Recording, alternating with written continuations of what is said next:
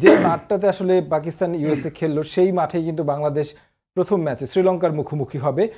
এবং যদি প্রথম ম্যাচে আসলে বাংলাদেশের একাদশটা কেমন হতে পারে সেটা একটু দেখে তারপরে আসলে আমরা বাংলাদেশ ম্যাচটা নিয়ে আলোচনা যদি শুরু করি। অবধারিতভাবে যদি ওপেনিংয়ের দিকে তাকাই তাহলে তানজিদ তামিম থাকবেন, কারণ আমরা তার পারফরমেন্স দেখেছি এই সাম্প্রতিক সময়ে।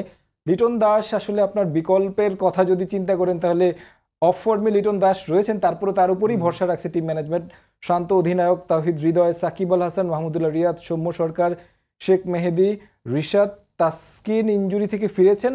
টিম ম্যানেজমেন্ট প্রত্যাশা করছে তাকে প্রথম ম্যাচে পাওয়ার, এবং কি অনুশীলন দেখেও কিন্তু আসলে বোঝা যাচ্ছে যে আসলে তাসকিন থাকবেন, মুস্তাফিজ রয়েছে। এই স্কোর কার্ডটা থাকুক, আমরা এই বাংলাদেশ ম্যাচ নিয়ে আলোচনা করি যে আসলে কি মনে হয় যে এই মানে 11 থেকে আপনার কোনো পরিবর্তনের চিন্তা আছে না? আপনি এটা সম্ভাব্য একটা এলিমেন্ট বানিয়েছেন। বাংলাদেশ টিমে যে 15 জন খেলবে, হয়তো 15 জনের মধ্যে হয়তো 11 জন খেলবে, 19-20 চেঞ্জ হবে, হয়তো তাহলে এর মধ্যে একজন ইন হবে অথবা আউট হবে। আপনি দেখেন এই টিমটার মধ্যে বিগত কয়েক মাস তাদের পারফরমেন্স যদি দেখেন, বিচার করেন, তাহলে পারফরমেন্স দিয়ে 11 জন আসছে না, অফ ফর্মে থেকেই কিন্তু 11 জন আসছে। এখন এখান থেকে যেহেতু ম্যাচ মানে আমার কোনো বিকল্প নেই, আমি আসলে তাদের নিতেই হবে। আপনি দেখেন তামিম নো ডাউট ভালো করছে, তানজিদ তামিম। লিটন দাস কিন্তু অফ ফর্মে থেকে প্লেয়ার নাই আপনার, আলটিমেটলি ওখানে অটোমেটিক চয়েসে গেছে। প্লেয়ার নাই এই কথাটা আমরা বারবার বলি, কেন আসলে আমাদের প্লেয়ার নাই? সাকিব, তামিম, মুশফিক, মাহমুদুল্লাহ, মাশরাফি এরা তো তৈরি হয়ে এসেছিল, বা আমরা যারা ক্রিকেট বোর্ড তখনকার ছিল তারা তো তৈরি করেছিল। কপাল ভালো যে আমাদের এত লম্বা সময় কেন আমরা পাচ্ছি না? কপাল ভালো যে মাহমুদুল্লাহ রিয়াদের তো রিটায়ারমেন্টে চলে যাওয়ার কথা এতদিন, ভালো যে উনি সার্ভিস দিচ্ছে, আবার এসে ভালো সার্ভিস দিয়ে গেছে।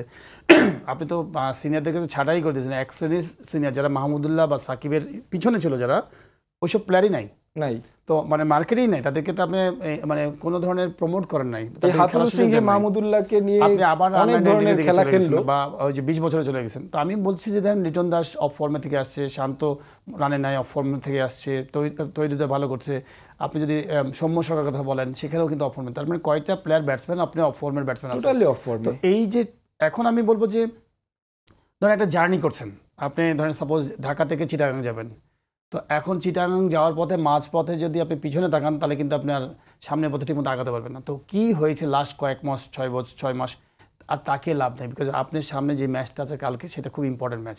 আপনি এই সুপার 8-এ ঢুকবেন কি ঢুকবেন না, মানে আপনি এইখান থেকে টার্ন ব্যাক করবেন কি না, এটা ইম্পর্টেন্ট। এই জীবনের অনেক সময় চেঞ্জ করে দেয়, একটা ছোট্ট জয় আপনি চেঞ্জ করে দেয়। তো এইটাকে পিছনের দিকে না থাকে, আপনি কালকের ম্যাচটাকে একটাই ম্যাচ মনে করেন যে এখানে আমাদেরকে এইটা ভালো করতেই হবে, আর কোনো উপায় নেই। এবং একটা ভালো করার অপশন হচ্ছে ব্যাটসম্যানদের রান করতে হবে। রাইট।